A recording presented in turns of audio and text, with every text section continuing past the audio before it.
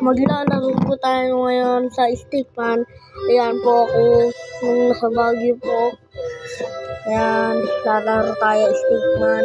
At mag-isa lang po natin. Kasama lang po natin si Bantor. Hi, Kator! Hi, Kunam! Yay! At nagpapasound po siya. Yan na nga po. Makakapag-icon na po tayo. Ulit lang po natin. At bugbugin po natin. Uy, ganda par! Wow! Ay, turturo. Mag-isa lang po natin. May kalaban. Sa mga computer lang po yan. Delikado nga po tayo dyan. Uy, gogi. Nauna nga po ako yan. Tapos bigla na lang po akong nabanggo.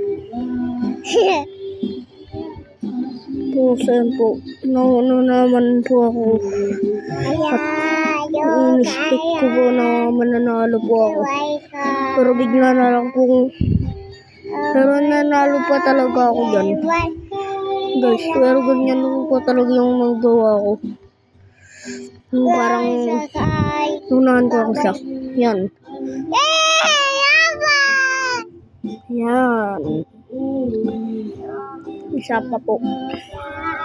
Lalaro po tayo itong kwan. Ano kaya?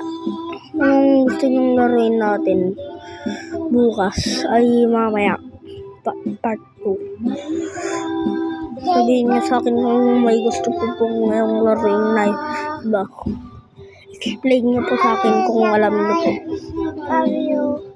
Kung napanood niyo lang po, patay po tayo dyan. Ala, sa Ate Carlin. Sa Ate Carlin guys, oh. Sa Ate Carlin. Sana all sikat sa Ate Carlin. Do, re, mi, fa, sol, la, ti, do. Ganun ba guys? Nuna naman po ako. Kaya ayan po. Laro po ba tayo? Na po kasi yung kamay ko eh. Pero sige. Laro pa tayo. Ayan. Takbo, bilis. Takbo hanggang may lupa pa. Lupa pa. Bilis, bilis. Bilis, bilis. Yes! Yes! Yes, yes, yes. Yan po. Tapusin na po natin mga kabudi.